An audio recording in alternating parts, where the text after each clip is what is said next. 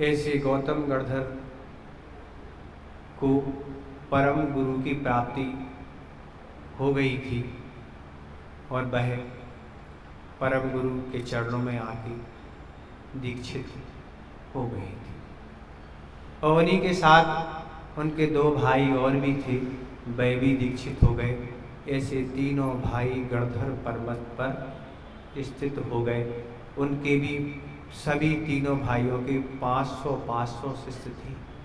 वह ऐसे परम वेदों के आदि ज्ञाता थे, पर अब सारा का सारा वह ज्ञान मिथ्या था।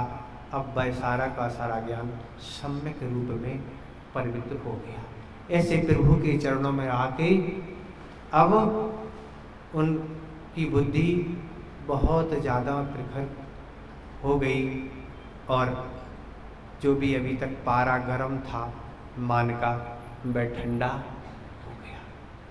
अभी तक यही पता था कि हम ही दुनिया में सबसे बड़े हैं, हम ही ज्ञानवान हैं। जब जाके उन प्रभु के चरणों में बैठ के देखा कि हमारे तो 500 ही शिष्य हैं, पर भगवान के चरणों में संख्यात नहीं असंख्यात शिष्य बैठे हुए हैं। देवगण देवी और भी मनुष्य तिर्यंच सभी आए हुए हैं। ऐसे सब अपनी अपनी सभा में उन प्रभु के चरणों में बैठे हुए हैं।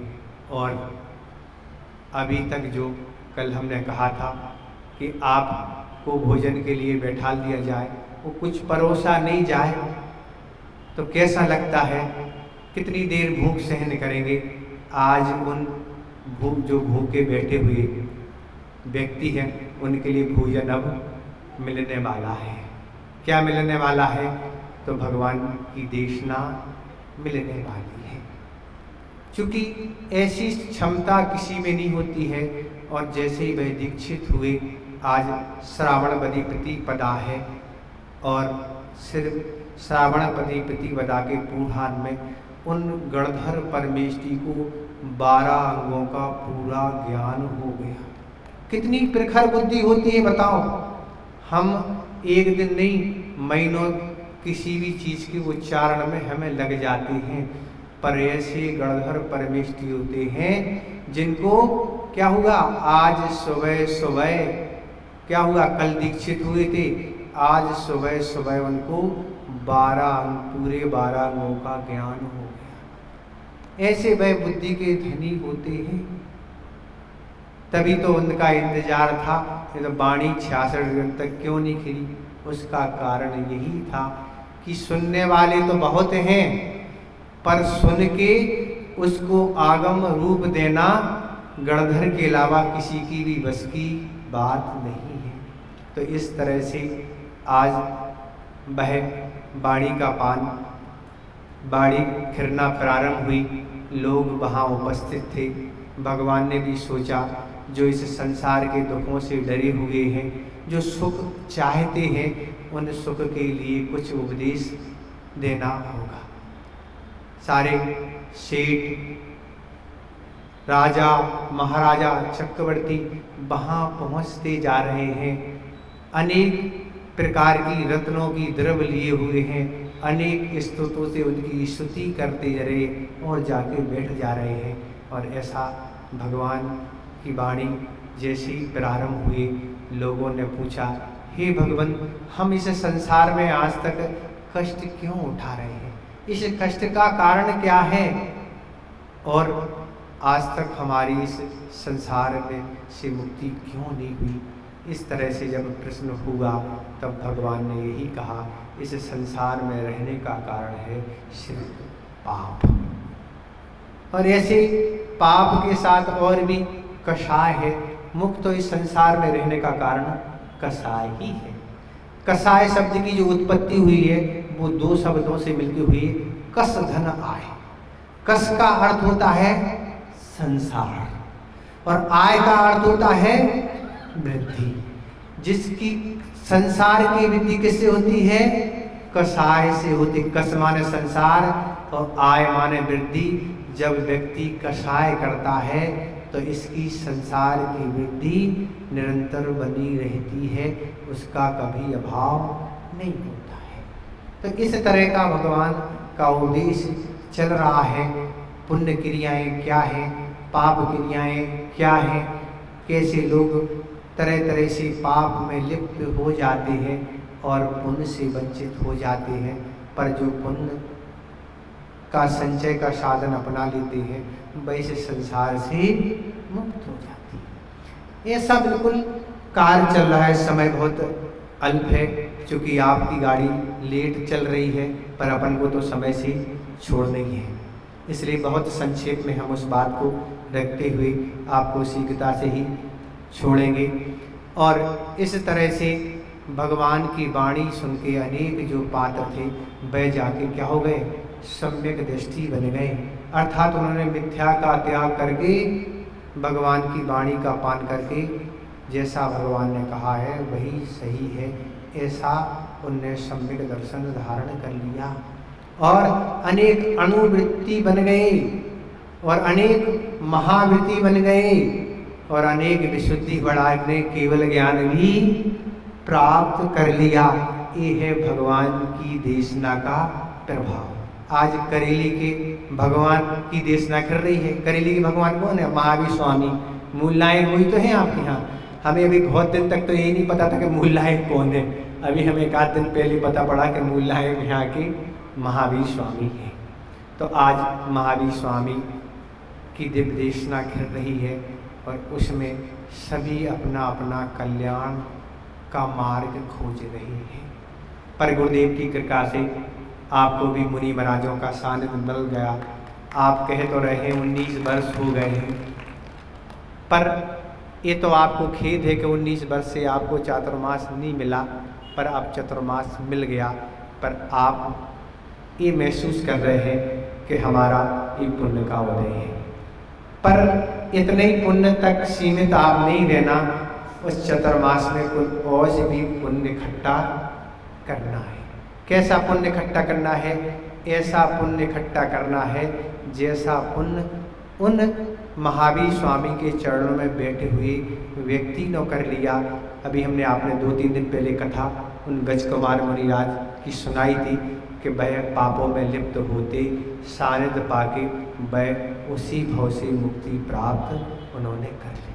तो ऐसे इस तरह के व्यक्तित्व होते हैं जो वस्तुतः पाप को पाप समझते हैं और उस पाप को त्याग करके पुण्य को जैसे ही अपना लेते हैं वह संसार से उठ जाते हैं। भगवान और अपन में ज़्यादा कोई अंतर है ही नहीं। कोई अंतर है? भगवान जैसा भगवान है वैसे अपन है, कोई अंतर नहीं है। बस सिर्फ अंतर है तो इतना अंतर है जो भगवान का भूत था वह हमारा वर्तमान है। भगवान का जो वर्तमान है वह हमारा भविष्य होगा। इतने अंतर है, ज़्यादा अंतर है ही नहीं। जो महावीर स्वामी मारीच की पर्याय में थे, अनंत पर्याय में थे, वह हमारा आज वर्तमान है। हम इस संसार में भटक रहे हैं और भगवान का आज वर्तमान क्या है?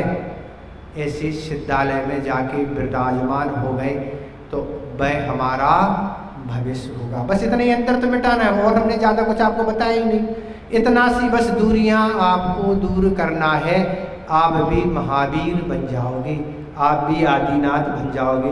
बस भगवान ने क्या कहा वह करना है। ये जैन धर्म की बहुत बड़ी विशेषता है कि इसमें नकल की सारी छूट है। आपको लिखने के लिए हम कॉपी भी दे रहे हैं और जिसमें से लिखना है गाइड वो भी दे रहे हैं और आपको बस उतारना है और कुछ करना है, नकल बस करना है। नकल की सारी छूट है, आपको कोई भी फ्लाइंग स्क्वाड पकड़ेगी नहीं। बस जो भी हमारे महापुरुष ने जैसा आचरण किया है, जो भी उन्होंने मार्गदर्शन दिया है वह आप लिखते चले जाओ, अर्थात उसका आचरण करते चले जाओ। आप भी निश्चित रूप से भगवान बन जाओगे। ये बिल्कुल आचार्यों की वाणी है, ये भगवान की ही वाणी है। कोई महावीर यहाँ अलग से नहीं आए, वही संसार में भटकने वाली आत्मा थी जो आज सिद्धालय में विराजमान है। उनका भी अगर हम भूत उठा के देखते हैं उस मारीच की पर्याय से, तो वो देखो क्या क्या नहीं बना। आप देखें किस किस पर्याय में गधा और वेश्या आदि किन किन निंदनीय पर्याय को धारण किया। केवल क्यों? मान कसाय के कारण। उसको भी एक मान था अपने वह दादा गुरु के भगवान के चरणों में आदिनाथ बैठा था, वह यही कहता था, मैं क्या भगवान से कम हूँ क्या? मैं भी ऐसे ही मत चलाऊंगा, मैं भी ऐसे ही तीर्थंकर बनूंगा। इस तरह से उसको मान था। जब तक उसको मान था तब तक वह संसार में था, और जैसे ही उसका मान चकनाचूर हुआ तो सिंह की पर्याय से जैसे ही उसका क्या हुआ, सुधरना चालू हुआ, और वह 10वें उस भव में महावीर बन गया। वही सिंह जैसी पर्याय जिसकी लोग क्या है, पास आना तो बहुत दूर है, जिसकी दहाड़ से लोग मैदान छोड़ देते हैं, जिसका भोजन ही क्या है, मांस है, वह शाकाहारी नहीं होता। और यही दिन रात जिसका कार्य हिंसा है, पर वह जाएगा तो 5वें नरक से आगे नहीं जाता। कितना ही वह पाप कर ले पर 5वें नरक से नहीं जाता, पर पुरुष 7वें नरक चला जाता। महाराज उससे ज़्यादा तो हिंसा नहीं। ये बैठे बैठे ये पुरुष बहुत हिंसा कर लेता है, बैठे बैठे अपने पापों के माध्यम से ऐसे कर्मों का बंद कर लेता है कि 7वें नरक जा सकता है, और स्त्रियां 6वें नरक भी जा सकती, कोई बाधा नहीं। आज भी 6वें नरक जाने में कोई बाधा नहीं। इस तरह से भगवान की वाणी फिर रही है। सारे लोग जो पाप से डरते हैं, पाप का स्वरूप समझ रहे हैं, वह पाप को छोड़ के उन पुण्य क्रियाओं को अपनाते चले जा रहे हैं, और अपने जीवन के बारे में आनंदित थे कि आज हमें ऐसे प्रभु के चरणों में बैठने का अवसर मिला है। जिसको आज तक हमने पाप नहीं समझा, जिसको आज तक हमने पुण्य नहीं समझा, वह आज हम पुण्य और पाप समझ गए हैं। तो इस तरह से स्थितियाँ हैं कि आप ने अवसर मिला है आपको, तो अब हमने आपको पहले ही कहा था कि जब भी आपकी अनुकूलता, सुबह दोपहर शाम जब आपकी अनुकूलता बनती है, पर इस चौमासे आप जरूर जुड़ें, कुछ ना कुछ तो आप ग्रहण करें।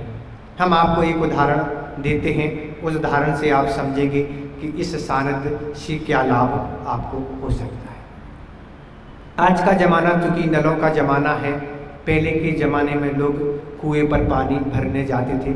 आज तो बहुत गिने चुने व्यक्ति हैं जो कुएं पर पानी भरने जाते होंगे। तो पहले के लोग कुएं पर पानी भरने जाते थे, और जब पानी भरने जाते थे, किसी असावधानी के कारण उनका अगर बर्तन कुएं में ही छूट जाए, तो फिर आप क्या करते थे? क्या करते थे? कुएं में अगर बर्तन रह जाए और रस्सी आपके ऊपर आ जाए, फिर आप क्या करते थे? कुछ नहीं करते थे, कुछ करते थे। क्या करते थे? कांटा लगा। उसमें कितने कांटे होते थे? कितने होते थे? 3 भी होते थे, बहुत सारे भी होते थे। तो उसमें बहुत सारे कांटे लगाने की आवश्यकता क्या है? क्योंकि बर्तन फंस जाए, एक ही भी फंस सकता है, बहुत लगाने की क्या आवश्यकता है? तो बहुत लगाने की इसलिए आवश्यकता है कि जब हम बहुत सारे उसमें कांटे होते हैं, उस कांटे को हम रस्सी के सहारे उस कुएं में छोड़ते हैं, तो बहुत कांटे इसलिए लगाए जाते हैं, किसी ना किसी में वह छल्ले में क्या हो गया, फंस जाएगा। इसलिए हम आपको छोटी छोटी बातें क्लास आदि या प्रवचन के माध्यम से बता दे दें कि जैसे कोई भी कांटे में वह बर्तन फंस जाता, ऐसे कोई ना कोई आपके दिमाग में कोई ना कोई बात तो रह जाए, कुछ ना कुछ तो सब आज आप यहाँ से लेके जाएं और आपका शायद जीवन परिवर्तन हो जाए। तो इस तरह से जैसे ऐसे गणधर परमेश्वरी को वह घोर मिथ्यास्थिति थी, उन्होंने ऐसे गणधर पद को प्राप्त कर लिया, और वह उनकी योग्यता क्या होती है? गणधर परमेश्वरी की तो योग्यता ऐसी होती है कि जैसे वहाँ वाणी भगवान की खिड़ती है, वह अंतर्मूर्त के अंदर द्वादशांग की रचना कर देती है। कितनी योग्यता होती है? अंतर्मूर्त के अंदर पूरा द्वादशांग की रचना क्या कर देते हैं? निर्मित कर देते। ये उनकी बुद्धि होती है, सामान्य व्यक्तियों में यह क्षमता नहीं होती है। आचार्य महाराज ने यही उदाहरण दिया था कि तीर्थंकर और गणधर में क्या अंतर है। तो आचार्य महाराज ने उदाहरण दिया था कि तीर्थंकर तो हैं घड़े के समान और गणधर परमेष्ठी हैं गिलास के समान। आप घड़ा से पानी पी सकते क्या? ठसका लग जाएगा, पूरी बातें समझ में नहीं आती। पर गणधर परमेष्ठी गिलास से पानी पिलाते हैं। आपको क्या समझ में नहीं आया? जो कुछ समझ में नहीं आया हमसे प्रश्न करो, हम उत्तर देते हैं। इसलिए गणधर परमेष्ठी वहाँ होते हैं। तो इस तरह से समय आपका लगभग हो गया है और आपको अब प्रतिदिन आपको उपदेशना मिलना ही है। तो आप अभी हम इनसे पूछ रहे थे कि दोपहर में महाराज जी आपको क्या पढ़ाना है। भैया हम तो कोई चुनाव करते ही नहीं कभी, जो आपको पढ़ना है सो हम सब पढ़ाने के लिए तैयार हैं। हमें किसी भी चीज़ में कोई दिक्कत नहीं। अब आपको ही चुनाव करना है जिसमें ज़्यादा से ज़्यादा लोग लाभ ले सकें। वह आपको ग्रंथ का चुनाव करना है। आपको पढ़ना है, जिस समय आपको निश्चित करना है, जो स्थान सब आपको निश्चित करना है। हमें कुछ भी निश्चित नहीं करना, हम तो सिर्फ पढ़ाने का काम करते। इसके अलावा आप सब निश्चित करें, पर समय का आप ध्यान रखेंगे तो आप पूरा लाभ ले सकेंगे। और अगर आप सोचेंगे कि अभी तो थोड़ा विषय निकल जाने दो, पहुँचेंगे, तो विषय कोई रिपीट नहीं होता। जो आज कहा जाएगा वो कल आपको सुनने नहीं मिलेगा। पर जो भी विषय आप पढ़ेंगे आपको सारे उसमें दृष्टांत मिलेंगे, सारे आपको कथा मिलेंगी, आचार्य महाराज के संस्मरण मिलेंगे। जहाँ जो चीज़ आपको होना चाहिए वो सारी चीज़ें आपको सरलता से पढ़ाई जाएंगी। किसी तरह से आपको कोई कठिनाई समझ में नहीं आएगी। आप कोई भी ग्रंथ पढ़ेंगे पर उस ग्रंथ का पढ़ाने का तरीका बिल्कुल सरल होगा। इसलिए आपको ही चुनाव करना है। जब से आपको पढ़ना है, आप ग्रंथ का चुनाव, समय का चुनाव, स्थान का चुनाव, किस दिन पढ़ना है, वह सब आप समझ लें। सुबह का तो आपको पता पड़ेगा, पर आप ये तो ज़रूर ध्यान रखें जितना आपको समय मिलता है जब भी, तो आप जो भी प्रवचन क्लास का लाभ ज़रूर लें। इतने ही हम पर्याप्त समझते हैं। अहिंसा परमो धर्म।